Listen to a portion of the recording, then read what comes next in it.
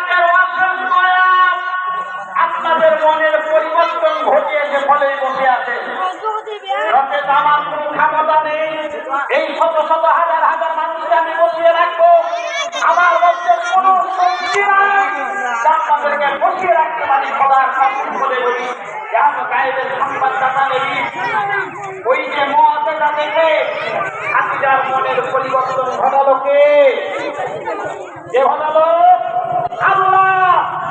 খাদিজার মনের পরিবর্তন ঘটল। খাদিজা মাইশাকে বলল, মাইশাকে বুঝতে পেরেছি সে কিসের জন্য এসেছে। আমি বলেছিলাম তাকে কোনো টাকা পয়সা ধার দেওয়া হবে না। মাইশা প্রচন্ড দুঃখ পেল। বললাম মালিকিনী কতজন এলো, সবাইকে দিলেন। এই যুবককে যদি একবার আপনি দূর থেকে দেখে নেন, জীবনে কোনোদিন ভুলতে পারবেন না, পারবেন না। এত সুন্দর যুবক, এত সুন্দর দেখতে, অন্ধকার ঘরে যদি তাকে বসিয়ে দেওয়া হয়, পুরো ঘরখানাকে আলোকিত করে দেবে। একজন যুবককে আপনি কেন ভার দেবেন না? কিন্তু খাদিজাই তো জানেন কেন ভার দেবে না।